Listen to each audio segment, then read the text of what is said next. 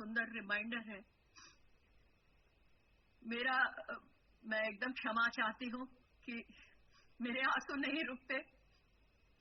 ये किताब ऐसी है कि मेरे आंसू रुकते नहीं हैं।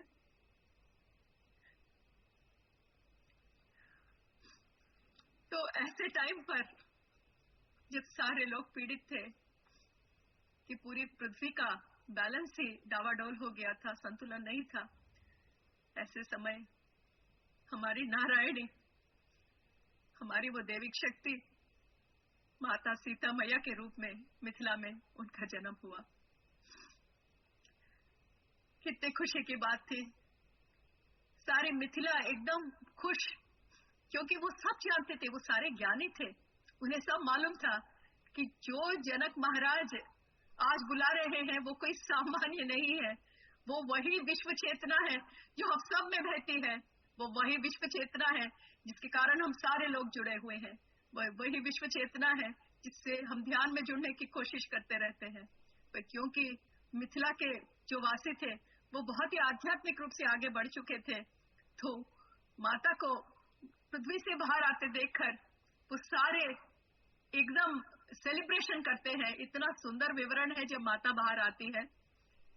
यहाँ से माता का बचपना हमारे सामने आता है। ये बचपना आप जानना बहुत जरूरी है मेरे दोस्तों, क्योंकि रामायण सुनते हुए हमें सीता के बचपन के बारे में बहुत कम ज्ञात है। हम तब से जानते हैं जब राम जी सीता मैया को लेकर मिथिला से अयोध्या आते हैं। उनकी सुंदरता का विवरण होता है, उनकी सुशीलता का विवरण होता है, उनके आज्ञाकारी स्वभाव का विवरण होता है।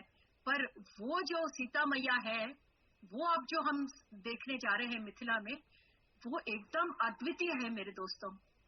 तो यहाँ पे सीता मैया का ये बताया गया है कि जब सीता मैया 1 साल की भी नहीं थी, तो जब सीता मैया पैदा हुई तो जनक महाराज ने, जिसे बाबा कहते हैं सब, उन्होंने एकदम वो जो आश्रम जाते थे बार बार मेडिटेशन के लिए, रोक दिया। इतनी सुंदर मैया को छोड़कर कोई कहाँ जाए। सीता मैया को देखते हुए पूरी प्रजा और पैलेस में जितने भी सेवक थे उनके चारों ओर घूमते थे। किसी ने उनको नहीं बताया कि आप इस नाम से पुकारो, उस नाम से पुकारो। जो भी उनके ऑरा में, उनके वाइब्रेशन में आता था, उन्हें एक ही नाम से पुकारता था, माता। कितना सुंदर नाम है माता। आज हम ऐसी माता की कहानी के बारे में बोल रहे हैं मेरे दोस्तों। 1 साल तक जनक बाबा माता को छोड़ के कहीं नहीं जा सके। फिर जब माता का 1 साल हो रहा था, तब पहली बार उन्होंने अपने सुनैना माँ से, अपने पत्नी से जिक्र किया कि 1 साल हो गया मैं ऋषि मुनियों के पास जाके नहीं आया। उन दिनों ऋषि मुनियों का राजा ही ख्याल रखते थे, और ऋषि मुनि साम्राज्य का ख्याल रखते थे, ऐसा जमाना था। तो राजा बोले 11 महीने हो गए हैं, मैं अभी तक जाके नहीं आया, अब मेरा समय है, मुझे जाना चाहिए।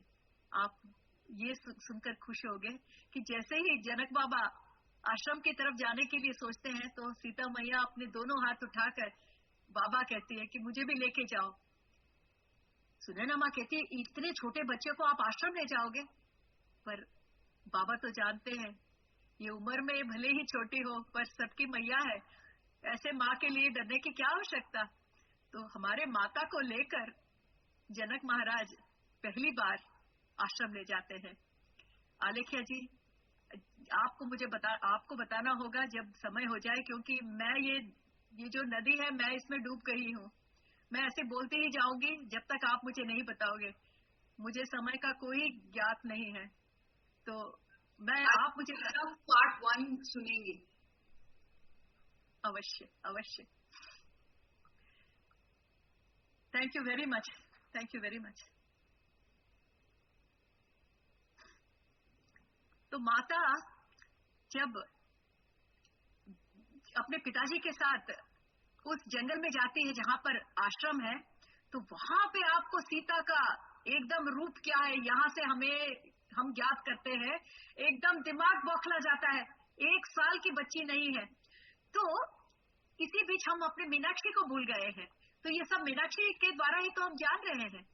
तो यहाँ पर क्या होता है, थोड़ा मुझे ये बताना जरूरी है, नहीं तो हम कहानी के साथ आगे नहीं जा सकते। इसी बीच मीनाक्षी जैसे मैंने बताया था, मीनाक्षी और दुष्यंत जी के बीच में बात नहीं होती, तो मीनाक्षी अपने पिता से दूर होती जाती है। तो एक बार जब वो जंगल में होती है तो उनको ज्ञात होता है कि उनके पिताजी दुष्यंत का देहांत हो गया है। तब वो दौड़ के आती है और सोचती है अपने पिता को देखकर कि एक दिन भी मेरे पिताजी ने मेरे से प्रेम से एक बात नहीं कहा, मैं कितनी अनफॉर्चुनेट हूँ, मैं कितनी दुर्भाग्यशाली हूँ। तब बाकी सेवक बताते हैं कि हर समय उनके पिता उनका ही जिक्र करते आए हैं। तब ये सोचकर उनको बहुत दुख लगता है कि जब वो जीवित थे मैंने इतना ख्याल नहीं किया। तो वो एक ही सोचती है, अगर मुझे मेरे पिता को खुश करना है तो ये जो कार्य मुझे दिया है, जो फ्लोर क्लीन करने का, मुझे उसे संपूर्ण दिल लगा के करना पड़ेगा। तो जब सीता मैया का जन्म हुआ तब जो परिवर्तन आए देखिए मीनाक्षी की जिंदगी में। मीनाक्षी को महाराज और महारानी बुला के ये कहते हैं कि अब तुम्हें वो काम करना नहीं है, तुम्हारे लिए दूसरा काम है। तो वो पूछती है कौन सा काम? सीता माता को उनकी देखभाल करने का काम। कितना सुंदर काम! देखिए, सीता माता के पास चारों ओर हमेशा रहने का काम, इससे बढ़िया काम और मीनाक्षी को क्या मिल सकता था।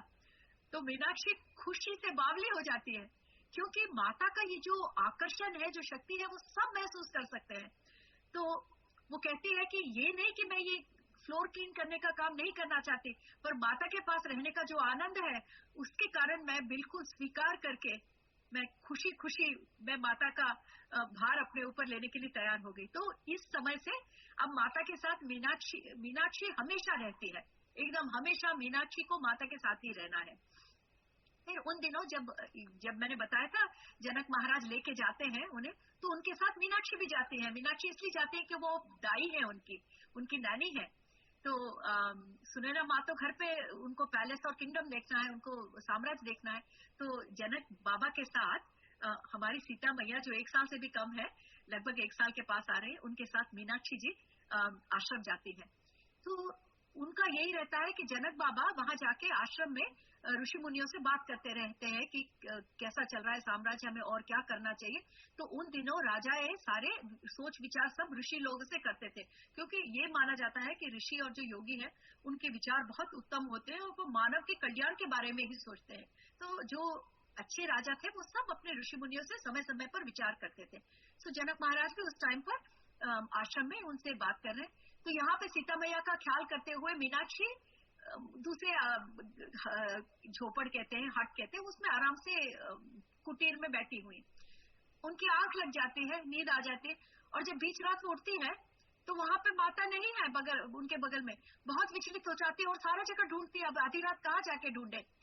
जब वो देखती है कि बगल वाले कुटीर में दिया जल रही है जहाँ पे जनक महाराज रहते, तो वहां पे दौड़ कर जाती है और वहां देखती है कि एक दिए में जनक महाराज ध्यान कर रहे हैं और बगल में सीता माता आराम से जमीन पर सो रही हैं। तो जैसे इनके पदचाप सुनते हैं जनक बाबा, तो बोलते अरे मीनाक्षी आप तुम सोई नहीं? तो बोले मैं बहुत चिंतित थी, इनको तो चलना भी नहीं आता, ये कैसे आई यहाँ तक। तब जनक बाबा कहते हैं जब मैं ऋषि मुनियों से साम्राज्य के बारे में, राज्य के बारे में सोच विचार कर रहा था, सीता मैया खुद ही चलकर बगल वाली कुटीर से ये कुटीर आकर आराम से ये जो नीचे धरती पर जो कपड़ा बिछा हुआ है उस पर बैठकर सब सुन रही थी और सुनते सुनते ही वहां पर सो गई। मीनाक्षी को विश्वास नहीं होता कि जो बच्ची अभी तक चलती नहीं थी वो खुद चलते हुए आकर ऐसे डिस्कशन, ऐसे वाद विवाद जो बड़े बड़े लोगों तक को समझ में नहीं आता, वो बैठकर सुन रही थी और वहीं पर सो गई। तो धीरे धीरे देखिए हमें सीता माँ के कैरेक्टर के बारे में ऐसे धीरे धीरे मीनाक्षी हमें बता रही है कि सीता माँ कौन है। सीता माँ कोई अटैचमेंट नहीं है किसी की, सीता माँ एक प्रज्वलित आग है, सीता माँ एक ज्वाला है। ये हमें धीरे धीरे मालूम पड़ता है इस कहानी से। फिर दिखाते हैं हमें कि सीता माँ का प्रकृति के साथ जो कनेक्शन है हमें इस चैप्टर में इतने अच्छे से बताया गया है। तो यहाँ से सीता माँ हमेशा अपने पिता के साथ आश्रम जाती है। आश्रम हमेशा जंगल में ही रहता है, प्रकृति के पास रहता है। और सीता माँ कौन है? प्रकृति से पैदा हुई है, तो उन्हें प्रकृति में रहने का बहुत ही लगाव होता है। तो दूसरी बार जब वो आश्रम जाती है तो एकदम बहुत ही उदास, बहुत छोटी है वो, सब उनका मन लगाने के लिए आश्रम में सब उनके लिए काफी करते रहते हैं, पर उनका मन नहीं लगता। वो हमेशा आश्रम के बाहर उस जंगल की तरफ देखती रहती है, पर वो बहुत छोटी है तो कोई उनको, वो बार बार गेट तक जाती है तो सब उनको खींच के लेके वापस गेट से आ जाते हैं, फिर उनको कुटीर में बिठा देते हैं, फिर वो जंगल की तरफ देखती रहती है। 3-4 दिन हो जाते हैं तो उनके जनक बाबा पूछते हैं, बेटा तुम खुश नहीं हो, तुम कहीं भी, हम इतने बातें कर रहे हैं तुम हमारे पास भी नहीं आती, तुम हमेशा जंगल की तरफ देखकर क्यों रहती हो? तो वो दिखाती है, उनको बात भी ठीक से नहीं आता, वो जंगल की तरफ दिखाती है कि मुझे वहां पे जाना है। तो जनक बाबा चूंकि जानते हैं कि ये तो देवी का रूप है, मैं इनको कैसे रोक सकता हूँ, तो फिर कहते हैं कि कोई बात नहीं बेटा आप जाओ। तो जैसे जैसे मैया जाती है पीछे पीछे मीनाक्षी भागती है उनके, क्योंकि उन्हें डर है कि जंगल में इतनी छोटी बेटी कैसे जाएगी। और वहां जाकर सीता मैया को मालूम है, ऐसे चलती ही जाती है, और जैसी जाती है एक पेड़ के नीचे एक छोटा सा जीव बहुत ही घायल रूप में वहां पर मूर्छित है। तो सीता मैया उस घायल जंतु को, छोटा सा जीव, उसको लेकर वापस आती है और अपने बाबा को दिखाती है। तो बाबा पूछते हैं, बेटा इसीलिए तुम विचलित थी? तो बोलती है हाँ। फिर ये देखिए कि सीता माँ का प्रकृति के साथ कनेक्शन, वो दर्द महसूस करती है, वो इस प्रकृति का दर्द महसूस करती है, वो इस पृथ्वी माँ का दर्द महसूस कर सकती है। कितना कितना सुंदर बात है। आज पृथ्वी और प्रकृति और हमारे बीच में जो गैप है, हम अपना दर्द ही नहीं सुन सकते, हमारी पृथ्वी माँ का दर्द क्या सुनेंगे। हम एक ऐसे युग के बारे में बात कर रहे हैं, ऐसे दिव्य शक्ति के बारे में बात कर रहे हैं जो इतने कम उम्र में सबसे अपना कनेक्शन जोड़कर उनका दर्द महसूस कर सकती थी। कितना सुंदर इंस्टेंस है ये जानने का कि सीता मैया का भव्य रूप क्या था। ये था सीता मैया का भव्य रूप। वो पूरे जगत के दर्द को समझती थी, वो पूरे जगत का उद्धार करने आई थी। कितना महान रूप था। फिर हमें दिखाते हैं कि एक बार जब वो फिर से आश्रम आती है, उसके बाद वो कभी अपने जनक बाबा को छोड़ती नहीं है। जब भी जनक बाबा आश्रम आते हैं तो वो भी आश्रम आती है। एक बार और दिखाते हैं कि जब जनक बाबा के साथ वो आश्रम आती है तो वो आश्रम के अंदर पैर ही नहीं रखती, सीधा जंगल की तरफ भागती है। और मीनाक्षी ये बताती है कि वो उनका पीछा कर रही है, क्योंकि ये कहानी सब हमें मीनाक्षी ने बताई। तो वो जो है वो दौड़ रही है। उसके बाद देखते हैं तो एक पक्षी का झुंड होता है, वो जाके वहां पे पक्षी के झुंड के सामने बैठ के उन पक्षी के झुंड से बात करती है। फिर वो फिर से आगे दौड़ रही है। उसके बाद वो मीनाक्षी बोलती है थोड़ा धीरे चलो, तो बोलती नहीं नहीं, मुझे पक्षी ने अभी बताया कि वो जड़ी बूटियां मुझे कहाँ मिलेंगी। तो ये बताने की कोशिश कर रहे हैं कि सीता मैया सबकी भाषा समझती थी। एक पशु पक्षी की नहीं, नदी पर्वत झरना पेड़ सबसे वो कनेक्टेड थी। उनके लिए कोई भाषा की जरूरत ही नहीं थी, क्योंकि वो सबके भाव को पढ़ती थी, सबके शक्ति को पढ़ती थी। फिर जब वो दौड़ कर जाकर जड़ी बूटी लेकर वापस आती है तो उनके पिता पूछते हैं कहाँ चली गई बेटा? तो वो बताती है कि वो जो आश्रम में जो ऋषि है उनकी तबीयत ठीक नहीं है, वो पेट के दर्द से बहुत पीड़ित है, और ये जो जड़ी बूटी वो लेके आई है उसके द्वारा उनके जो पेट के दर्द का उपाय है। तो वो ऋषि पूछते हैं कि बेटा मैं 2 दिन से बहुत पीड़ित हूँ, तुम्हें कैसे मालूम पड़ा? अब कैसे मालूम पड़ा? जो शक्ति सबकी पीड़ा अनुभव कर सकती है उससे क्या छुपा हुआ है। तब जनक बाबा के आंखों से आंसू आ जाते हैं कि ये जो मैं लेके छोटे बच्ची को लेके आया हूँ वो इस पूरी दुनिया का उद्धार करने में लगी हुई है। फिर एक और जिक्र होता है जहाँ पर फिर माता आश्रम आते हुए दौड़ लगा देती है और किसी को नहीं मालूम माता कहाँ है। और फिर एक दिन हो जाते हैं, एक पूरा दिन हो जाता है। उसके बाद जनक महाराज और मीनाक्षी उनको ढूंढते हुए जाते हैं। तो इतना सुंदर दृश्य मीनाक्षी ने देखा कि मैया एक बहुत बड़े बंदर, एक मादा बंदर मतलब स्त्री बंदर जो माता है, माँ है, मंकी मदर, उसके गोद में सर रखकर सो रही है माता। तो मीनाक्षी के समझ में नहीं आता, उनको बहुत डर लगता है कि इतनी छोटी माता एक मादा बंदर के उसमें कैसे है। तो जैसे ही इनकी आहट सुनती है तो मादा बंदर भाग जाता है, और उसके साथ छोटे छोटे उसके बच्चे होते हैं वो भी भाग जाते हैं। तो फिर सीता माँ पीछे आके ये जनक बाबा बोलते बेटा क्या हुआ? तो वो बोलते हैं कि ये मादा बंदर ने अपना छोटा सा बंदर खो दिया है, पेड़ से गिरकर बंदर मर गया है, वो बहुत दुखी है अपने बच्चे को खोकर, इसलिए मैं उसका दुख दूर करने आई हूँ, इसलिए मैं उसकी गोदी में बैठकर इस तरह उसको सांत्वना दे रही हूँ। कितना सुंदर रूप है सीता मैया का, जो हर हर प्राणी का दर्द समझ सकती है। एक और भव्य एकदम उदाहरण है, जब सीता माँ नदी के पास जाती है और नदी को एकदम डांट लगाती है, तो मीनाक्षी देखती है कि नदी से क्या बात कर रही है सीता माँ, एकदम डांट लगाती रहती है नदी को। और फिर जब मीनाक्षी पूछती है और जनक बाबा पूछते हैं कि क्यों डांट लगा रही हो, बोलती है कि इसने एक बैल को खा लिया, नदी ने एक बैल को खा लिया, तो और रोने लगती है।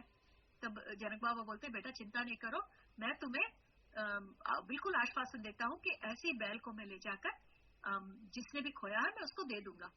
तो फिर जनक बाबा बैल को लेकर पूरे सब जगह घूमते हैं, कोई नहीं बोलता, सब कहते हैं मेरा बैल तो सही सलामत है। फिर बहुत ढूंढते हुए बिल्कुल शहर के दूर पर एक बुढ़ा किसान बेटा रोता रहता है, वो कहता है कि मेरा बैल खो गया। तो माता कहती है इसी का बैल देखो, नदी ने खा लिया, अब ये अपना खेती कैसे करेगा।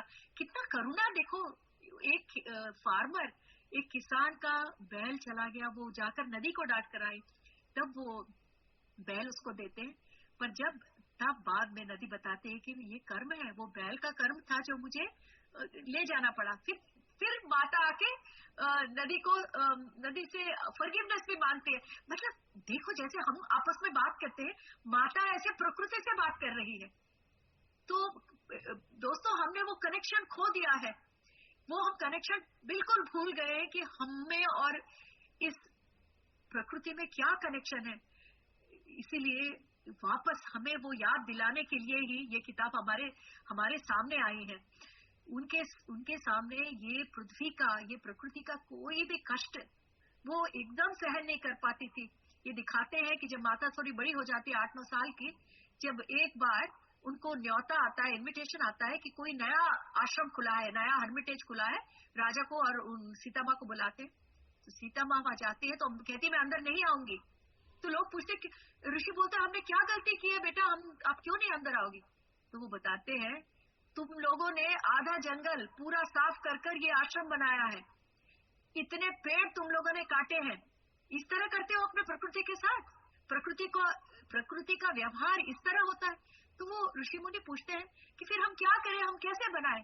तो वो बोलती है जितना तुम प्रकृति से लेते हो उससे दुगना देना आदत करो।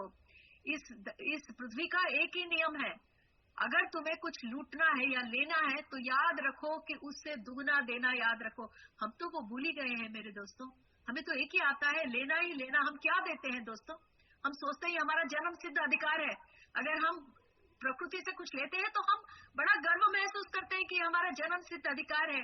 माता सीता हमें ये ज्ञान दिलाती है कि अगर हम इस प्रकृति से कुछ लेते हैं तो हमारी ये जिम्मेदारी है कि हम उसे दुगना वापस करें इस प्रकृति को। तो वो बताते हैं उस आश्रम वालों को कि जितने पेड़ तुमने काटे हैं, अगर एक पेड़ काटा है तो 2 पेड़ लगाओ, अगर 1000 पेड़ काटे हैं तो 2000 पेड़ लगाओ। कितना सुंदर हल, हमें इतने सेंचुरीज लगे ये करने के लिए। डिफॉरेस्टेशन कितने सेंचुरी से हो रहा है मेरे दोस्तों, पेड़ उखाड़ रहे हैं। अभी हम लास्ट 2 सेंचुरी से ही तो पेड़ लगाना शुरू किया। ये हमें सीता मैया ने त्रेता युग में ही सिखाया कि आप प्रकृति से मुफ्त में कुछ नहीं ले सकते। ये बिल्कुल बहुत ही इम्पोर्टेंट बात है। तो ये सीता मैया का सच्ची रूप है जो हमें कभी भी रामायण, जब हम राम जी के तरफ से देखते हैं, ये रूप हमने कभी नहीं देखा। यहाँ पर एक बहुत ही इम्पोर्टेंट कैरेक्टर हमारे बिल्कुल ये पूरी कहानी का आधार हमारे सामने आती है और उसका नाम है सोमा।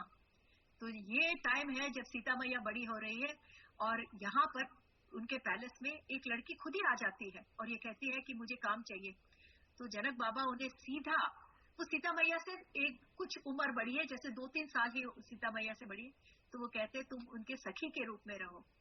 और मेरे दोस्तों, जो पार्ट 2 मैंने बताया था आपको, दूसरा भाग, वो पूरा हम सोमा के आंखों से देखते हैं। तो इस कहानी में 2 मुख्य किरदार हैं। एक है हमारी मीनाक्षी जो हमें पूरा भाग 1 बताएंगे, और हमारी सोमा जी है जो हमें भाग 2 बताएंगी। तो अब ये टाइम है जब सोमा जी सीता मैया के जीवन में उनका प्रवेश हुआ है।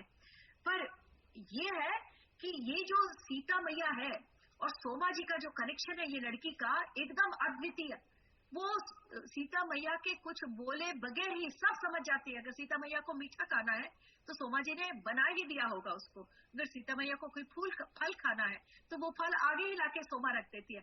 तो सोमा और सीता माँ का ये जो हृदय का कनेक्शन है वो बहुत ही अद्वितीय रूप से इस किताब में दिखाते हैं।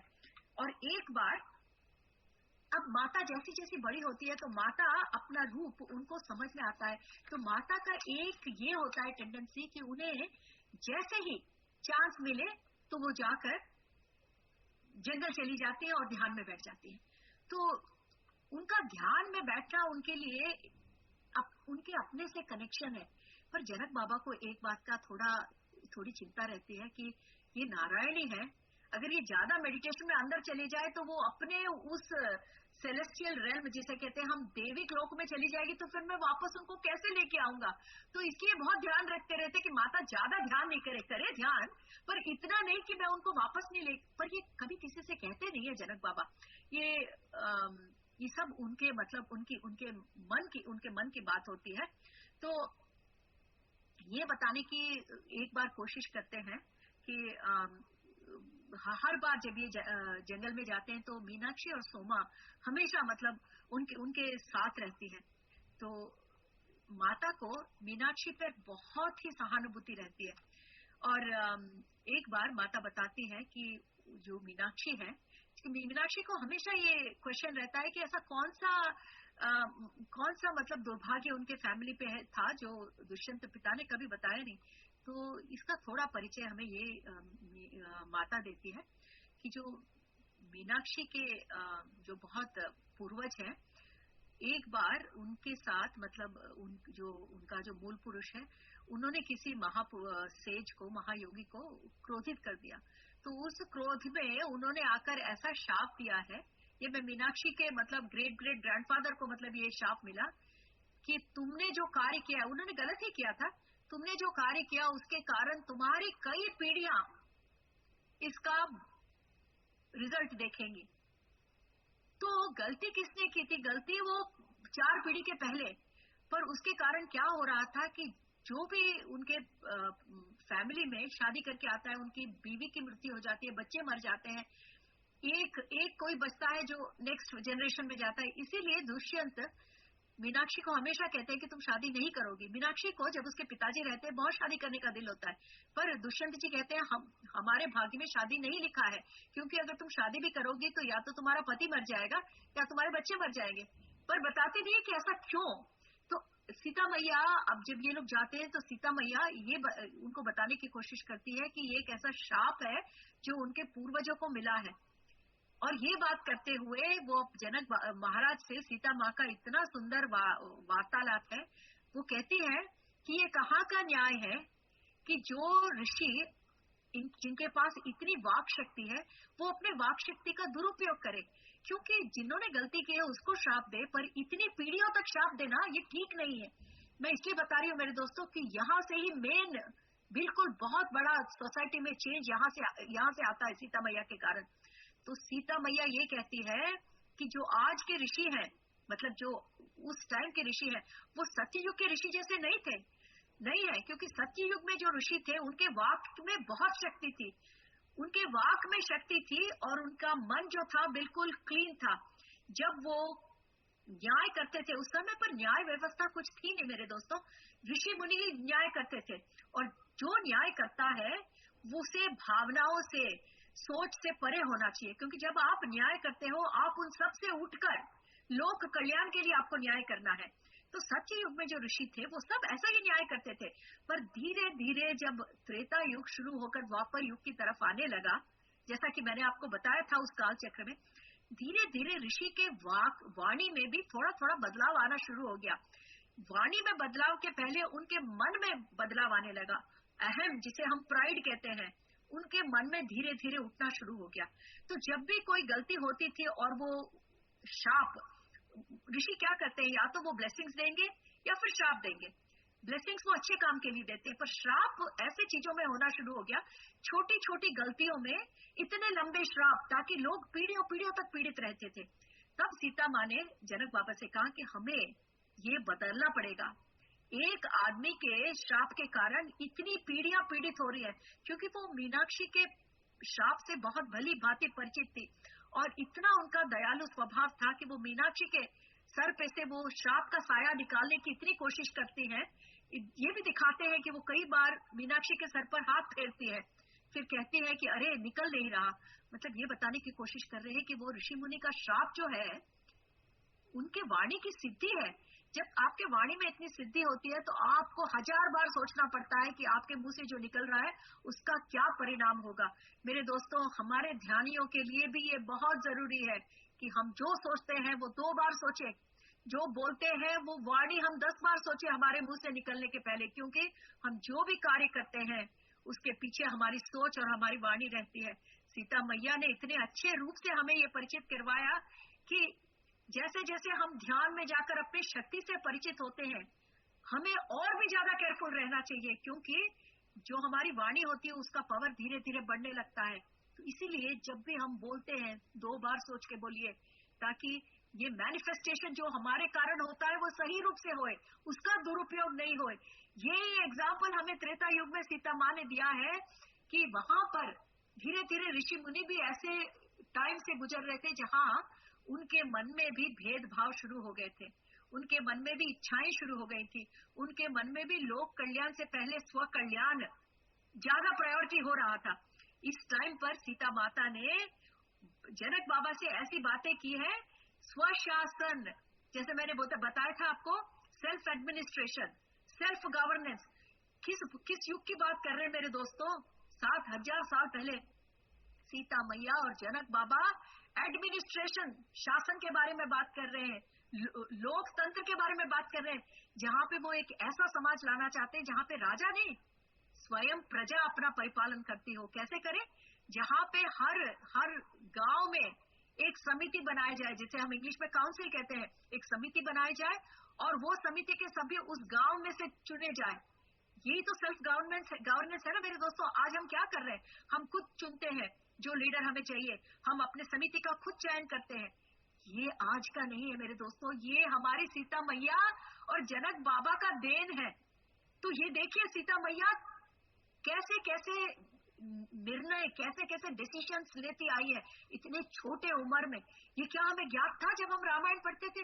मुझे तो नहीं दोस्तों, ये मुझे सीता मैया का एक ऐसा रूप, ऐसा भव्य रूप जो हर तरफ से, जिस कोण से आप देखोगे वो एक संपूर्ण रूप था। तो ये जो सेल्फ एडमिनिस्ट्रेशन है, जो स्वशासन है, वो उसका उद्भव सीता मैया और जनक बाबा से हमें हो गया है। तो वो कौन है? वो, क्योंकि वो खुद प्रकृति है। वो जहां भी जाती थी, सीता मैया जहां भी जाती थी, मीनाक्षी बताती है कि अगर वो पेड़ों के से नीचे से जाती थी तो फूल खिल जाते थे, फल पूरे हो जाते थे, एकदम फल आने। अब इसमें आश्चर्य की क्या बात है? जो खुद माँ है, जो खुद पृथ्वी से बाहर आई है, जो खुद प्रकृति का भाग है, उसे तो प्रकृति से जुड़ना ही है।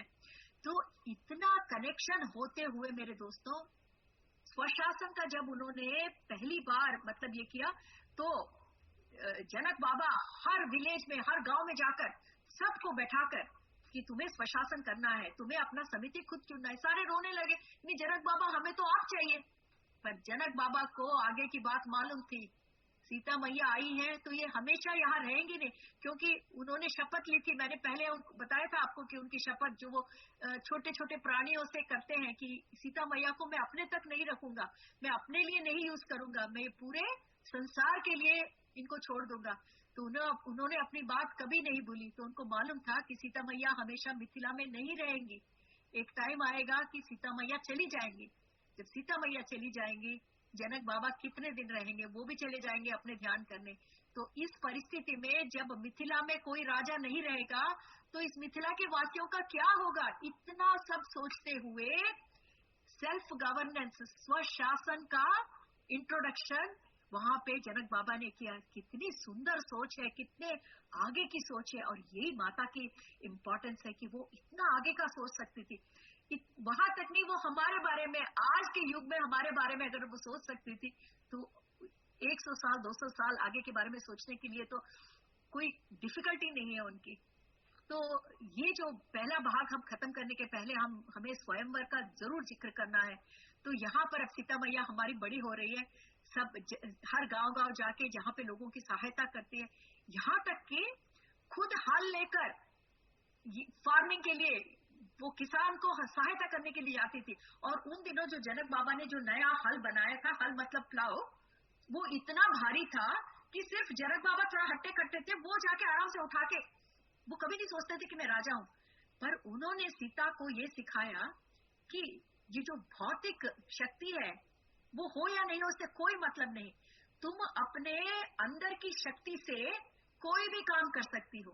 तो सीता मैया किसानों के पास जाकर इतने बड़े बड़े हल को अपने ऊपर उठा के ले जाती थी। सुनैना माँ को बहुत गुस्सा आता था कि इतनी फूल सी समान मेरी बेटी को तुम किसानों के पास भेजते हो और वो वहां पे इतने बड़े बड़े हल। तो वो बोले, ये तुम्हें फूल जैसी लड़की जरूर है पर ये साक्षात माता है। तो वो फिर कहती थी माता होंगी पर मैं तो मेरी बेटी है। तो वो बताते थे तुम्हें ये नाजुक जरूर दिखती होंगी बाहर से, पर इनकी जो आंतरिक शक्ति है, मैंने उनको वो सब सिखाया है। साधन है तो उनकी पुत्री ही, तो जो भी मैंने उनको सिखाया है वो ज्ञात करती है कि अपने आंतरिक शक्ति से भौतिक चीजों को वो कैसे कर सकती है। इतने मतलब योगिक साधनाएं, ये सब योगिक साधनाएं हैं। मतलब जनक बाबा इतने एडवांस थे योगा में। ये सब चीजें हम उस सिविलाइजेशन में देखते हैं कि तुम अंदर से अपनी शक्ति उजागर करके physically you can do anything. आप फिजिकल भौतिक रेल में कुछ भी कर सकते। सीता माँ जाती थी, जाकर खुद हल उठा के करती थी। तो ऐसे दिनों की बात है जब सीता माँ एक बार जंगल में चली जाती है और ध्यान में बैठ जाती है। तो लोगों को नहीं मालूम कि सीता माँ चली गई। एक पूरी सुबह की गई, शाम तक नहीं आती। तो मीनाक्षी और सोमा भागते हैं। फिर उन दोनों की ड्यूटी है ना माता को देखने की। जंगल में जाते तो माता की एक फेवरेट स्पॉट है, हरदम बैठ के वहीं पे ध्यान करते। तो ये लोग वहीं जाते हैं, देखते कि माता ध्यान में बैठी हुई है।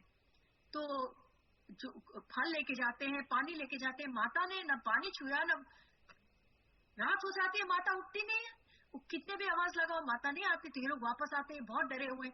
तो फिर जाके जनक बाबा से कहते हैं कि बाबा ध्यान से निकल नहीं रही माँ। तो फिर जनक बाबा दौड़े, जनक बाबा जाकर उनके पास बैठ जाते हैं। तो फिर जनक बाबा क्या करते हैं कि वो भी ध्यान में जाते हैं, ताकि ध्यान में जाकर वो माता से कनेक्ट होकर वापस लेके आए माता को। और वो मीनाक्षी से कहते हैं मुझे इसी बात का डर था, जैसे मैंने आपको बताया, जनक बाबा को मालूम है कि माता अगर बहुत ध्यान में चली गई तो वो अपने नारायणी रूप से एक हो जाएंगे, फिर मैं कैसे लेके आऊंगा उनको। तो जनक बाबा भी अपने ध्यान से जाते हैं, फिर ध्यान से निकल के बोलते हैं कि वो मेरे से कनेक्ट हो नहीं रही है। इतना कितना सुंदर ध्यान, मतलब हम भी करते हैं ध्यान, पर ध्यान का एक रूप हमें दिखा रहे हैं, ध्यान की एक चरम अवस्था हमें दिखा रहे हैं। हमारे ध्यानियों के लिए कितना अच्छा सब्जेक्ट है ये, इतना ब्यूटीफुल सब्जेक्ट है। तो जनक बाबा ध्यान में बैठकर उस स्थिति तक जाते हैं जहां तक माता पहुंच चुकी है। पर माता वहां पर एकदम सबसे अनभिज्ञ, एकदम वो अपने ब्लिस जिसे कहते हैं एक परमानंद की समुद्र में डूब गई है। वहां से उनको बाहर लेके आना जनक बाबा के बस की बात नहीं होती। फिर जनक बाबा वापस पैलेस आते हैं, वहां से जितने ऋषि मुनि होते हैं सबको लेके जाते हैं कि हम सब ध्यान करेंगे, कम से कम उनको वापस लेके आएंगे।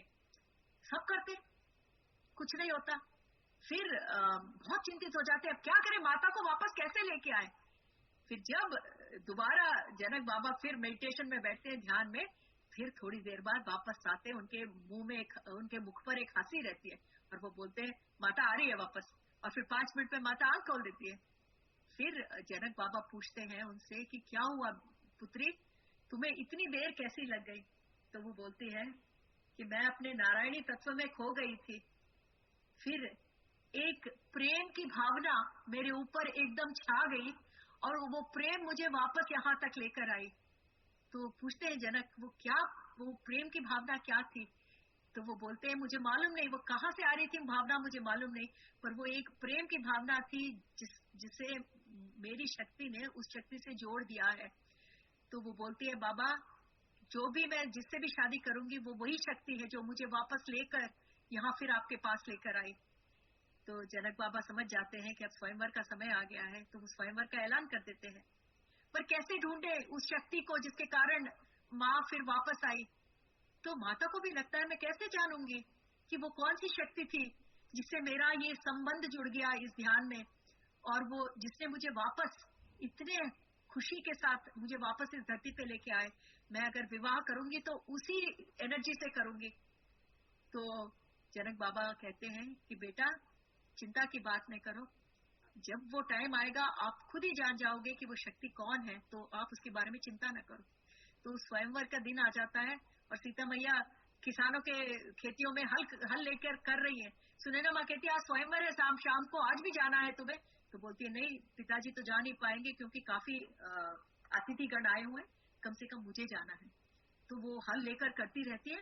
तो जैसे वो हल से कर रही है और मिट्टी को ऐसे लेकर वो मीनाक्षी को दिखाती है कि देखो धरती माँ कितनी अच्छी सुगंधित है, कितने गुण हैं इनके पास, हमारे लिए कितना कुछ करती है।